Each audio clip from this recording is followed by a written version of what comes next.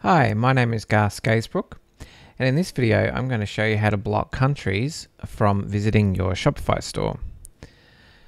So I've got 3 links for you. The first 2 are both apps in the Shopify store, so let's have a look at those. So the first one's called Geolyza, and what it does, let's have a look here, is it does four different things. You've got currency conversion, if you don't already have that. It's got notifications, pop-ups, and redirects. And so to explain that, the currency conversion, you can get apps specifically for that. And what that does is, let's say you're in the US, it will have the US dollars. Let's say you're in Australia, it will show Australian dollars. And it will still check out at whatever currency is set up in your store, but it will display the depending on where they're from, it will display the correct currency for that. So that's what currency conversion is.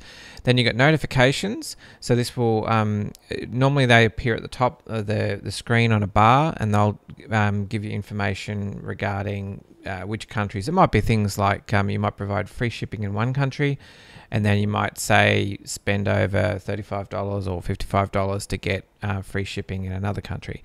Then you've got pop-ups and also redirects. And pop-ups is simply just a pop-up on the screen asking you whether you want to go to a different store. And the redirects, what that does is, depending on where they're from, it redirects to different landing pages on your own store, or can actually redirect to another store. So for example, if you don't want to receive traffic from like a particular country, you want to block them, you can redirect them and send them to Google, for example, and that way they will never see your store. And it might be because you don't want that traffic from that country. Maybe you don't ship to that country, so there's no point in allowing traffic to come there. Also, there's some places where people want to take a copy of your store and take, especially if you're doing designs, possibly people can come along and take those designs off your store and recreate those and sell those. So that's an example why a lot of people do that. So you've basically got notifications widgets, a pop-up widget, currency widget, redirect, and they've also got an API. They've got a demo store that you can check out, and the reviews are very good for it. So that one there is pretty good. I have not used that one myself, but it's a lot of people have recommended it. And that one's $10 a month, and you get a free trial. Okay. So the second option is this one. It's a little bit cheaper. It's $7.50, and you get a free trial for 15 days. So what this one does is redirection. It can do... This one's a little bit interesting. It basically does the unlimited redirects. So you can, depending on which country they come from, you can redirect them to either a certain page or another link, just like the other one. And also you got different display options. You can have a top bar and also like a pop-up box as well.